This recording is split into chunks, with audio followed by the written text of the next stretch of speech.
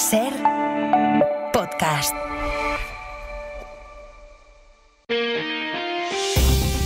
Las 8 de Hoy por Hoy en Ser Podcast.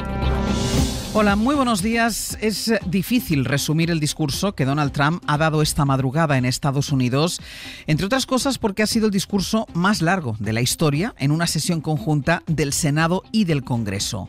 Aunque quizás ese discurso de Trump se puede describir con un eslogan y con una frase. El eslogan ha sido casi una advertencia. Solo estamos empezando, decía Trump, y esta ha sido la frase que resume el espíritu de su discurso de hoy. El primer mes de nuestra presidencia es el más exitoso en la historia de nuestra nación para muchos.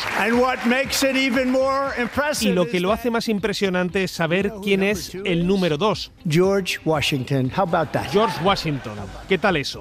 Bueno, pues con ese concepto de sí mismo, el presidente ha defendido sus decisiones más polémicas, como los aranceles, la deportación de migrantes o el recorte de la administración, que ha agradecido a Elon Musk, allí presente también. Pero la gran pregunta era qué iba a hacer sobre Ucrania, qué iba a decir sobre Ucrania, después de que Zelensky le haya ofrecido por primera vez la posibilidad de una tregua parcial para que ese país negocie con Rusia. Para negociar bajo el fuerte liderazgo de Donald Trump, es lo que dijo Zelensky después de ser humillado en el despacho Oval. Y eso es lo que ha querido exhibir esta noche Trump en el Capitolio, que él es el hombre fuerte que está cambiando la historia a su juicio, el que puede reprender a Zelensky en Washington o hacer como ha hecho esta noche, mostrarse un poco más conciliador una vez que Zelensky se ha abierto a un alto el fuego en los ataques contra Rusia por aire y por mar. Ayer recibí una carta importante del presidente Zelensky. Aprecio que haya enviado esa carta. Al tiempo, hemos tenido conversaciones con Rusia y hemos recibido fuertes señales de que están listos para la paz. ¿No sería bonito eso?, se preguntaba Trump entre aplausos. Sastre, buenos días. Buenos días, Barceló. Hoy por Hoy Noticias. Ser Podcast. En Washington son poco más de las 2 de la madrugada y ahí está nuestra corresponsal Sara Canals. Buenos días. Buenos días, Àngels. Sara, su mensaje sobre Ucrania ha culminado un discurso dedicado a presumir de todas las medidas que ha tomado en estos 40 días y su mensaje de que estamos solo al principio. Sí, así es. Ha dedicado la mayoría de este largo discurso a repasar estas medidas estrella para llevar a Estados Unidos, dice, a esa edad de oro que tanto promete, como la extracción de petróleo. It's called drill, baby, drill. La deportación masiva o el haber rebautizado el Golfo de México como Golfo de América. Ha asegurado que el sueño americano está volviendo, aunque en cuanto a los aranceles se refiere, ha reconocido que provocarán perturbaciones, pero que a la larga harán a América rica otra vez. Sus aspiraciones imperialistas tampoco han faltado, desde Panamá a Groenlandia, que asegura pasará a ser de Estados Unidos de una forma o de otra. Y presente en esa sala, como decías, hemos visto a un trajeado Elon Musk que ha recibido un gran aplauso de la bancada republicana ante el silencio y las protestas de los congresistas demócratas. Seguimos en el abierto, Sara. Estupendo. Hasta ahora, de manera que esta madrugada hemos escuchado a Trump hablar con otro tono de Ucrania y eso, Pablo Morán, buenos días. Hola Ángels, buenos días. Eso tiene que ver con la propuesta de tregua que hizo ayer Zelensky, que incluiría un intercambio de prisioneros. Es inédito desde el inicio de la invasión. Es la primera vez que Zelensky ofrece una tregua en público y lo hace en ese mensaje con el que busca sobre todo recuperar la confianza de Trump y complacerle, a pesar de todo, para que ayude a Ucrania. A partir de esa tregua inicial y parcial, con intercambio de presos incluido, para la que también está mediando Francia, Zelensky se presta a negociar la paz con Rusia bajo el fuerte liderazgo del presidente. Esto es textual. Asegura que está dispuesto a retomar el acuerdo de las tierras raras en cualquier momento y en cualquier formato, y admite que lo sucedido el viernes fue lamentable. Hay además omisiones en el texto relevantes. Apuesta por una paz duradera, sin más, sin añadir el y justa con el que se suele reclamar la integridad territorial de Ucrania. Tampoco reclama a Estados Unidos las garantías de seguridad para esa paz y tampoco pide perdón por la bronca del viernes, como le reclaman desde la Casa Blanca. Con todo, Zelensky enviaba anoche este mensaje diario a la nación, en el que afirmaba que la paz será digna para Ucrania, al menos mientras él siga de presidente y el país permanezca unido. Hasta luego, Pablo. Hasta ahora. Trump habla de paz, una paz bajo sus condiciones para Ucrania, pero la realidad es que desde que ha vuelto a la Casa Blanca, la palabra que mejor define el momento en el que estamos es rearme. Por lo menos en Europa, cuya presidenta habla de la era del rearme. We are in an era of rearmament. El plan que ayer presentó ella misma, Ursula von der Leyen, implica movilizar 800.000 millones. Mañana lo van a discutir los líderes europeos en una cumbre que será en Bruselas. Y es muy gráfico lo que ha ocurrido en Alemania.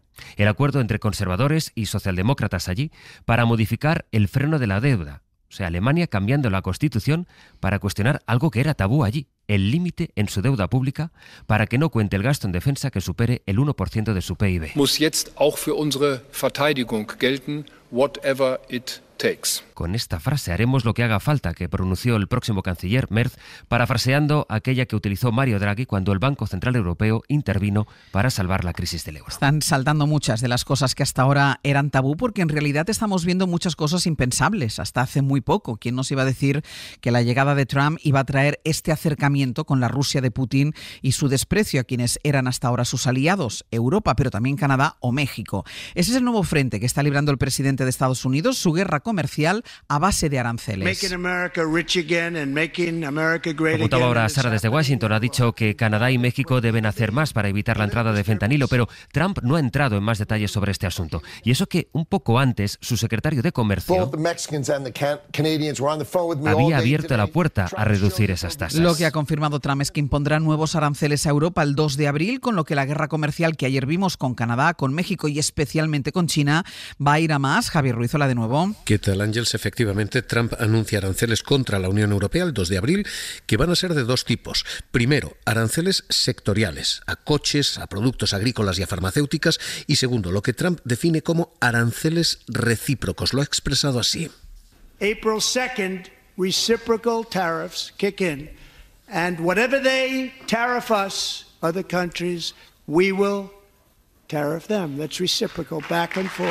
Whatever they tax us. Con aplauso solo de su bancada. Este ha sido el gran anuncio económico de esta madrugada. Más guerra comercial. Y esta es la gran incertidumbre, porque Trump pretende castigar a economías que tienen impuestos. Impuestos como el IVA, no porque graven a lo americano, que no lo graban, sino simplemente porque no entran en los cálculos de la Casa Blanca. El anuncio de Trump de esta madrugada tiene tantas mentiras como puede tener consecuencias. Primero, para la industria del automóvil, en Europa, porque aquí exportamos 40.000 millones en coches. Y segundo, a la agricultura, en España, especialmente aceite y vino, fundamentalmente. Esta madrugada no ha habido detalles de si esos aranceles son iguales para todos los países de la Unión. Eso minimizaría la zancadilla, sería la misma, igual para todos, o si va a dividir a la Unión Europea país por país. En cualquier caso, lo que tenemos efectivamente, como tú decías, Ángels, es una guerra comercial que va a ir a más. Javi, gracias. Hasta ahora. México dijo ayer que va a esperar al domingo que viene, en un acto público en la capital, para que su presidenta Sheinbaum anuncie la respuesta que da ese país a los aranceles de Washington. El que no ha esperado es el primer ministro, todavía es primer ministro de Canadá, Justin Trudeau, que dice que Trump pretende que Canadá colapse para poder anexionarlo. Mientras Trump abre una guerra comercial con una democracia vecina, habla en positivo, decía Trudeau, de trabajar con la Rusia de Putin. Empieza otro miércoles muy marcado por la actualidad internacional y que aquí en España amanece pendiente del tiempo. Persisten las lluvias torrenciales en la Comunidad Valenciana, donde va a seguir la alerta naranja en Valencia y en Castelló, también en Almería. Pueden llegar a acumularse 400 litros por metro cuadrado al final de este episodio, incluso más, por las lluvias que han caído desde que empezó a llover. Se han suspendido clases en Valencia, también consultas en centros de salud. Los municipios afectados por la Dana se han reforzado especialmente por el temor a que se repitan los daños o a que se produzcan sobre una zona que está todavía en plena reconstrucción. Hoy, Jordi, va a seguir la lluvia. Así es, prácticamente en los mismos sitios que las últimas jornadas. E insistimos en el hecho de no bajar la guardia en la Comunidad Valenciana. No es comparable a lo que pasó en octubre, pero sí que los acumulados van a ser mucho mayores. Lo comentabais, hay algunos puntos entre Valencia y Alicante que desde el domingo han caído cerca de 400 litros por metro cuadrado y hoy se pueden superar los 100 de nuevo en muchas poblaciones, también en Castellón, y igual los próximos días, de manera que será el acumulado y que en cualquier momento que llueva de manera torrencial, pues toda esta agua circulará en superficie y pudiendo provocar algunos problemas. Pero también mucha atención en el resto del litoral mediterráneo, desde Cádiz hasta Tarragona, tormentas fuertes. También continuará el deshielo en el sistema central con lluvia abundante, y en Canarias las tormentas van a menos, pero aún así esta tarde todavía algunas muy locales pueden descargar con fuerte intensidad. Hoy por hoy noticias. SER Podcast. No canvia res, senzillament posa en aquesta carpeta, que també estaven números vermells, els posa al dia. Dice Puigdemont que el acuerdo sobre inmigración al que Junts ha llegado con el PSOE no implica lo que el gobierno piensa que implica, o sea, que le acerca la posibilidad de tener unos presupuestos. De momento está por ver que el gobierno pueda sacar este acuerdo adelante en el Congreso, porque Podemos ya ha dicho que con sus votos no cuenten para sacar adelante una iniciativa que dice que el PSOE ha pactado con un partido racista. Los socialistas, que gobiernan en Cataluña, son los que han pactado con el partido de Puigdemont, que está compitiendo con los ultras de Alianza Catalana, la delegación de competencias para que los Mossos comparten el control de las fronteras con la policía y la Guardia Civil y que cede, entre otras muchas cosas, cede a la Generalitat la gestión de los centros de migrantes. Guillermo Lerma, buenos días. ¿Qué tal? Buenos días. La pregunta es cómo cambia este acuerdo la perspectiva para el gobierno, porque entrega Puigdemont una carta de la que él presume sin que les garantice un acercamiento para los presupuestos. Sí, el gobierno sabe que con este acuerdo está cumpliendo un compromiso pendiente desde hace un año que los de Puigdemont desvinculan completamente de esa negociación. En la Moncloa reconocen que la delegación de competencias allana la legislatura, templa la relación con los socios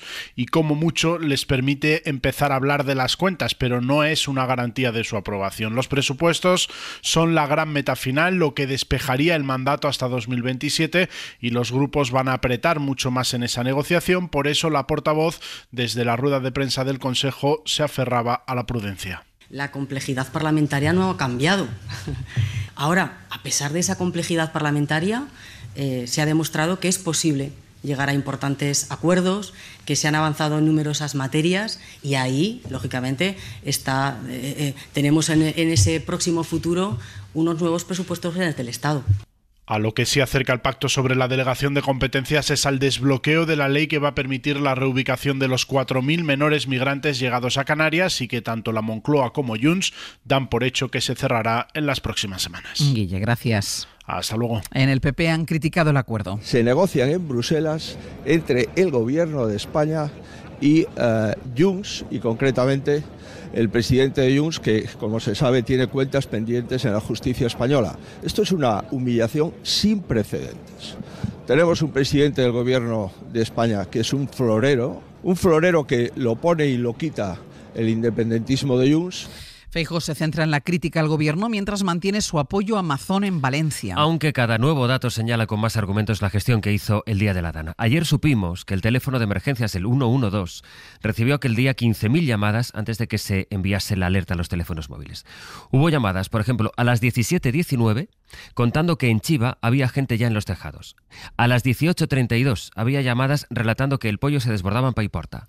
La alerta, recuerden, se envió a las 8 de la tarde y 11 minutos. Mazón dice que no llegó el CECOPI hasta las 8:28. Los datos de las llamadas los ha enviado la propia Generalitat a petición de la jueza de Catarroja, Miguel Ángel Campos. El informe revela que a partir de las 5:30 de la tarde la situación ya era crítica en la cabecera del Pollo, con desbordamientos en Chiva y una hora después aguas más abajo en Ribarroja, Torrent, Catarroja, Picaña, Massanassa o Paiporta, la zona cero del desastre en l'Horta Sud. La alerta se envió a los ciudadanos a las 20:11 minutos, casi 3 horas después de que el barranco del Pollo se desbordara en la cabecera. Son más de 15.000 llamadas antes de que la Generalitat lanzase la alerta. El informe desmonta el supuesto apagón informativo denunciado por Mazón. No solo la Confederación del Júcar alertó de las lluvias intensas en el Pollo, sino que el propio 112, que forma parte del Centro de Coordinación de Emergencias de la Generalitat y se encuentra en el mismo edificio donde se reúne el CECOPI, constató el desastre del barranco entre las 5 y poco más de las 6 de la tarde.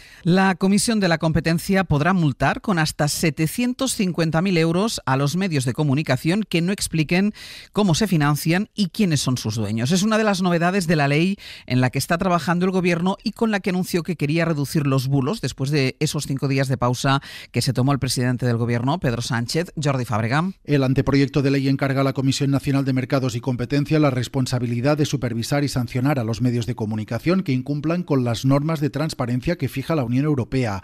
Según ha podido saber la SER, no detallar en el nuevo registro estatal de medios quiénes son los propietarios de un medio o no informar de las cuantías de dinero público que recibe será considerado una infracción grave que puede derivar en una multa de hasta 750.000 euros en el caso de las televisiones o de 100.000 euros en el el resto de medios. La ley que está tramitando el Ministerio de Transformación Digital alerta de la existencia de prestadores que practican de forma sistemática la desinformación o la manipulación de información y obliga a los medios a adoptar medidas para garantizar la toma independiente de sus decisiones editoriales. No cumplir con este punto también es sancionable con multas de hasta 150.000 euros. En la agenda del día, el expresidente Rajoy y el exministro Fernández Díaz están citados hoy, esta mañana a las 11, en la Comisión de Investigación del Congreso sobre la Operación Cataluña, que indaga si con el PP en la Moncloa hubo actuaciones parapoliciales para frenar el proceso. Además, el Parlamento de Portugal debatirá hoy una moción de censura presentada por el Partido Comunista Portugués contra el gobierno del conservador Luis Montenegro, y el principal aliado de Trump en Europa, el húngaro Orbán, viaja a París para verse con el presidente francés Emmanuel Macron. Y en 10 minutos el abierto. Esta mañana vamos a compartir nuestra mesa de análisis junto a Cristina de la Hoz, Javier Aroca y Joan Subirats. Para no perderte ningún episodio, síguenos en la aplicación o la web de la SER, Podium Podcast o tu plataforma de audio favorita.